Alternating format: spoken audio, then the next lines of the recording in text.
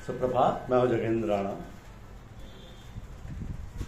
आज हम जिस विषय पर चर्चा कर रहे हैं वह है अनंत इच्छा। आज का आध्यात्मिक विषय है अनंत इच्छाएं।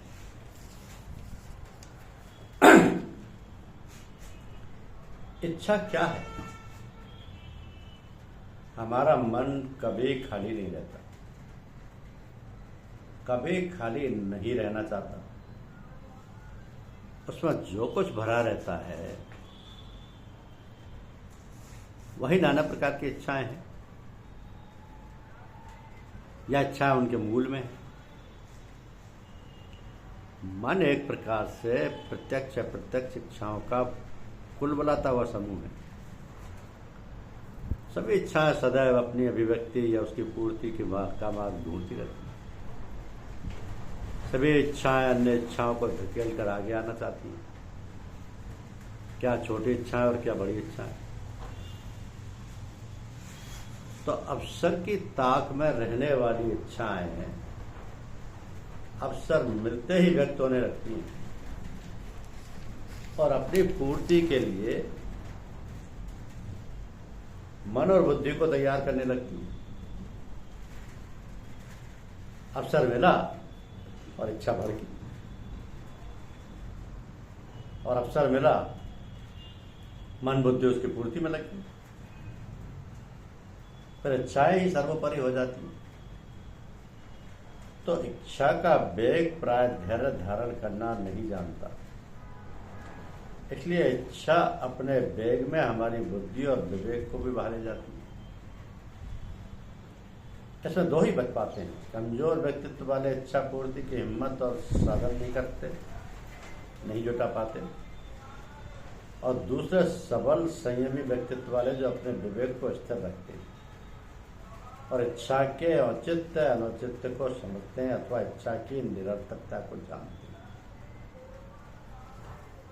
अब इच्छा दो वर्गों में हो सकती है,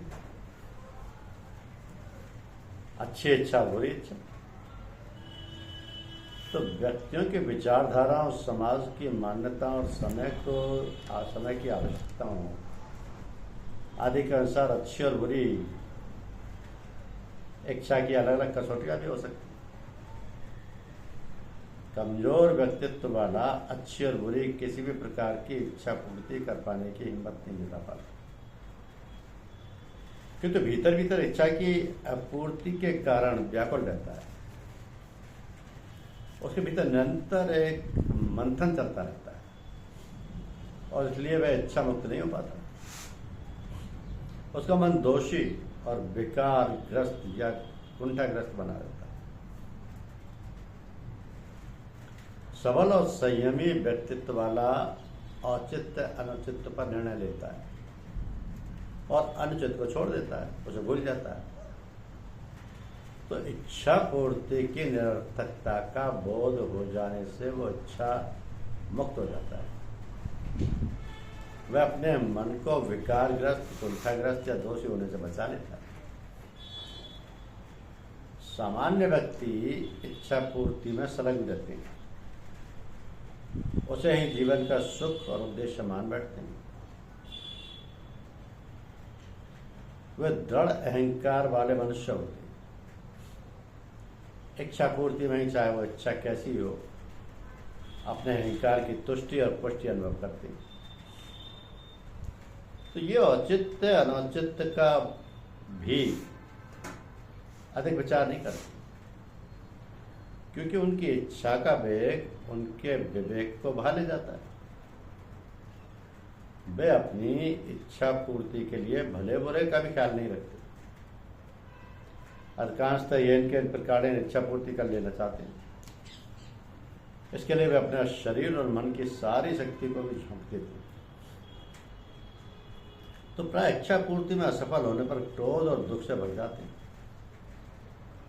और इस प्रकार अपने मन को अतिशय विकारग्रस्त कर लेते हैं। यदि इच्छा पूर्ति में सफल हो गए तो आगे का रास्ता और भी बढ़ जाता है, इच्छाएं बढ़ जाती हैं और व्यक्ति अब उनकी पूर्ति के लिए उद्योग करने लगता है। पूरी हो गई इच्छा से भी बड़ी इच्छा उत्पन्न हो जाती है। जब इतना पा लिया तो और अधिक पाने का लालच व्याकुल करने लगता है। इच्छा पूर्ति से मन को शांति चाहिए थी, वो और भी अशांति से भर जाता है। परिणाम सभी स्थितियों में होता है दुख। तो इच्छाओं का उत्पन्न होना सरोवर में उठने वाली लहरों के समान है, निरंतर और अनंत काल तक इच्छा उठती रहेंगी। हम कब तक मूर्खों की भांति उनकी तृप्ति का प्रयास करते हुए अपनी शारीरिक और मानसिक शक्तियों का दुरुपयोग करते रहेंगे और अपनी ऊर्जा का ह्रास करते रहेंगे? ये तो सोचना ही होगा। सच्चाई ये है कि इच्छाओं का कोई अस्तित्व नहीं होता। मन अपने खालीपन को भरने के लिए कुछ ना कुछ में से जाने क्या क्या बहुत कुछ बनाकर अपने भीतर रखते रहता है। मन के इस कार्य में हमारी इंद्रियां प्रत्यक्ष अप्रत्यक्ष रूप से पूरी सहायता करती रहती है। इच्छाओं का अनुभव हमें इंद्रियों और मन के वेग के रूप में होता है। तो इंद्रियों के माध्यम से ही मन दौड़ता है और मन की प्रेरणा से ही इंद्रियां चलित होती हैं। ठीक वैसे ही जैसे रथ के घोड़े रथ और सूर में बैठे सारथी को दौड़ाते हैं और रथ का सारथी उन घोड़ों का दौड़ाता है। अब यदि ना तो सारथी घोड़ों को रोकना चाहे और ना ही अनुवादित घोड़े रुकना चाहें तो क्या होगा? कुछ ना कुछ भयंकर परिणाम निकलेगा। ये निरंतर वेग में रहना, निरंतर इच्छाओं के मोह में पड़े रहना है। इच्छाएं हमारी इंद्रियों और मन का वेग है। कभी कभी ये वेग दुर्निवार हो जाता है। इच्छाएं अत्यंत बलवती होती हैं, इंद्रियां अपने अपने विषयों की ओर दौड़ती हैं। मन अपनी बुद्धिहीन प्राणी प्रेरणा से इंद्रियों को उसी ओर दौड़ने के लिए प्रेरित करता रहता है। तर्क कुतर्क की चाबुक मार मार कर इंद्रिय रूपी घोड़ों को उसी दिशा में दौड़ाता रहता है। कभी कभी बहुत वेग से, नहीं भी तो धीमे वेग से विषय की ओर मन खींचने लगता है। अवसर पाते ही मन और इंद्रियां एकजुट होकर विषय सुख में लीन होने लगती हैं और विषय सुख मिलता जाता है तो इंद्रियां विषय सुख की अभ्यस्त होने लगती और फिर स्वाभाविक रूप से विषयों के प्रति हमारी आसक्ति प्रबल होने लगती है। तो परिणामतः हम इच्छाओं के दास हो जाते हैं और दास बन जाने में तो दुखी है। इस प्रकार इच्छा का परिणाम फिर दुखी निकलता है।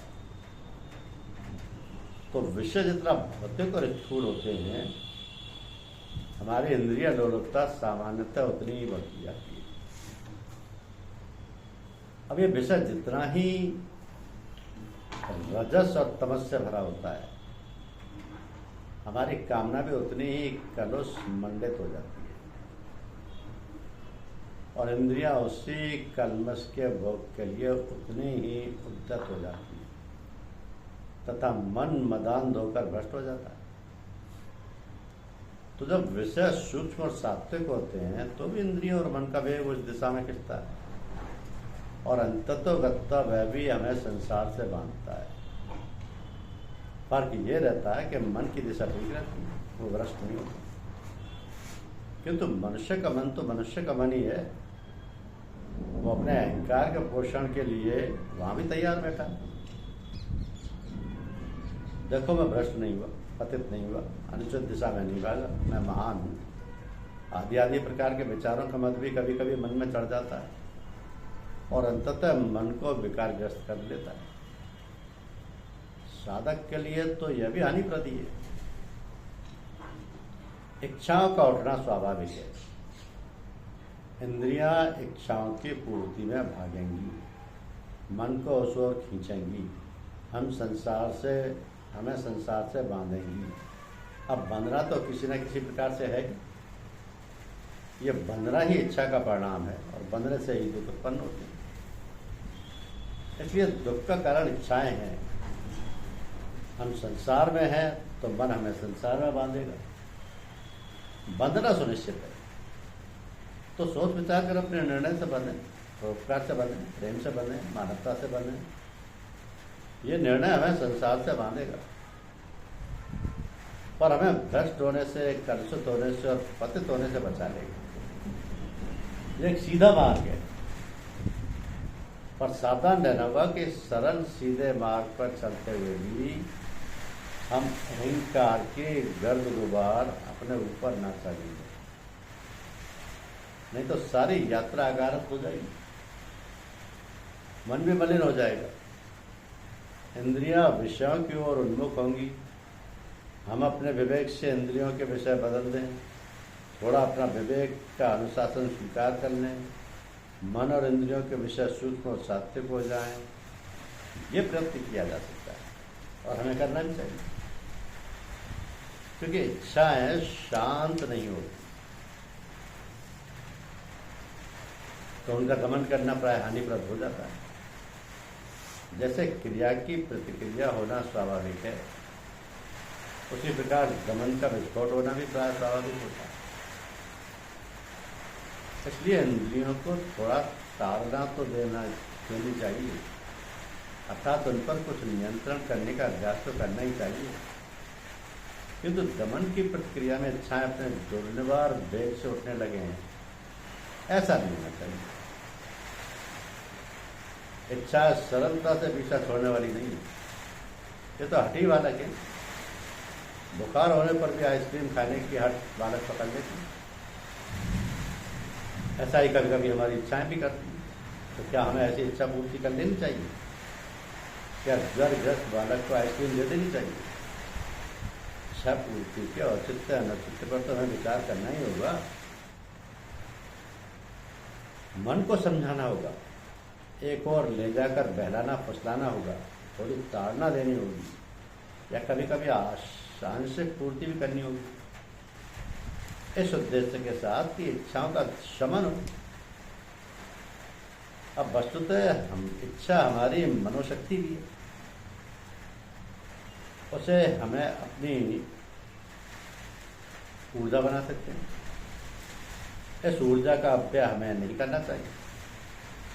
जैसे विद्युत शक्ति से चलने वाली लिफ्ट हमें ऊपर भी ले जा सकती है और नीचे भी, उसी प्रकार हमारी इच्छा शक्ति, हमारी मनोशक्ति, हमारी मानसिक ऊर्जा हमें अधोगामी भी बना सकती है और ऊर्ध्वगामी। तो मनुष्य जीवन की सार्थकता ऊर्ध्वगामी होने में है। हम अपनी मनोशक्ति या इच्छा की ऊर्जा का इस प्रकार उपयोग करें कि सदैव ऊर्ध्वमुखी रहे। इस ऊर्जा का दुरुपयोग करेंगे तो अधोमुखी होकर गिरेंगे। तो इच्छा के उत्पन्न होते ही हमें जाग जाना चाहिए कि इच्छा की स्रोत कहाँ है। जैसे ही हम स्वयं से किंचित अलग हटेंगे, अपनी आबद्ध मोह भावना और मैंपन से दूर हटेंगे, वैसे इच्छा का स्रोत पता लगाना आसान हो जाएगा। तो इच्छा पूर्ति के परिणाम पर भी विचार करना होगा। हमारा विवेक ही हमारा सहायक होगा। इच्छा में बहुत शक्ति होती है,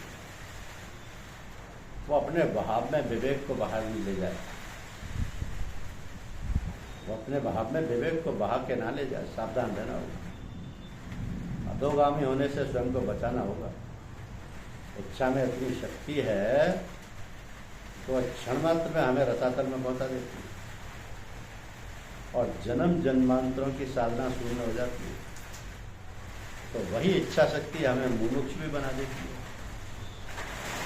इसलिए अपनी इच्छा का नियमन करना ही एकमात्र उपाय है। तो कालांतर में इच्छा उत्पन्न होने, इच्छा पूर्ति होने और इच्छा पूर्ति को सुख आदि के निरर्थकता बोध का भी अनुभव होगा। तब इच्छाओं का पूर्ण समय हो जाएगा। तब तक इच्छाएं नहीं होंगी, तब दुख से भी निवृत्ति हो जाएगी। धन्यवाद।